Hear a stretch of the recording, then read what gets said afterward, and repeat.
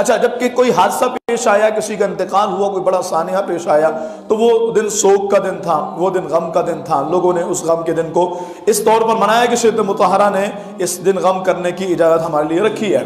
لیکن پھر ہوا یہ کہ جب سال گزر گیا، 2 سال گزر گئے، 4 سال گزر گئے، 8 سال گزر گئے، تو اب جب وہ دن آتا ہے تو اس کو ہمارے ہاں یوم سوگ کہا جاتا ہے. حالانکہ یہ جملہ بھی اور یہ انداز بھی شریعت مطہرہ کے سراسر خلاف ہے.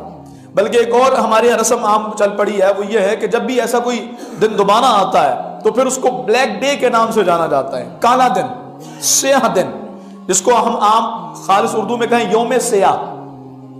جیسے ابھی 16 دسمبر گزرا، یوم سقوط ڈھاکہ بھی اسی دن ہوا تھا، اور 16 ستمبر کو APS کا، آرمی پبلک اسکول کا سانحہ بھی اسی دن ہوا، جس دن ناہنجاروں نے ان ذلیل و رسوا اور اللہ کی لعنت جن کے اوپر مسلسل برس رہی تھی، ان خبیثوں نے نہتے معصوم بچوں پر اس طرح سے بے دردی سے گولیاں چلائیں اور اس پاک سرزمین کو ان معصوم بچوں کے خون سے آلودہ کیا. بہت بڑا سانحہ تھا، پاکستان کی ہسٹری کے بڑے سانحات میں اس کا شمار ہوتا ہے، جو 16 دسمبر کو پیش آیا تھا اور آرمی پبلک اسکول کا سانحہ تھا.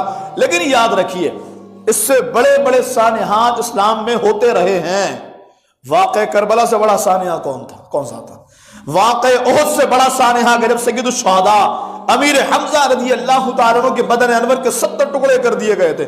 خود رسول خدا امام الانبیاء صلی اللہ علیہ وسلم کے وصال ظاہری سے بڑا سانحہ اور کون سا تھا؟ لیکن اس کے باوجود بلیک ڈے، اس کا کوئی کانسیپٹ شریعت مطہرہ میں نہیں ہے، کوئی اس کی حقیقت نہیں ہے.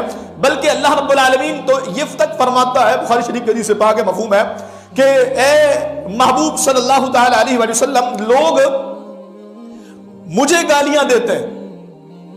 عرض کی پروردگار تجھے گالی؟ کہا لوگ زمانے کو برا کہتے ہیں، اور یہ تو دیکھو میرے نبی کے زمانے کو تو میں الٹتا پلٹتا ہوں، یعنی دن اور رات گزارنے والا میں ہوں. وہ کہتے ہیں زمانہ خراب ہے، زمانہ برا ہے، اور زمانے کو گالیاں دیتے ہیں تو در پردہ وہ زمانے کو نہیں، مجھے گالیاں دیتے ہیں. تو یہ جو دن ہے، چاہے وہ 16 دسمبر کا دن ہو یا کوئی اور دن ایسا کہ جب سانحہ پیش آیا ہو، حتیٰ کہ کسی کی اپنی متاع عزیز بھی اس دن لٹ گئی ہو، یقین مانیے 3 دن سے زیادہ نہ سوگ کرنے کی اجازت ہے، نہ بلیک ڈے کہنے کی اجازت ہے، نہ یوم سیاہ منانے کی اجازت ہے.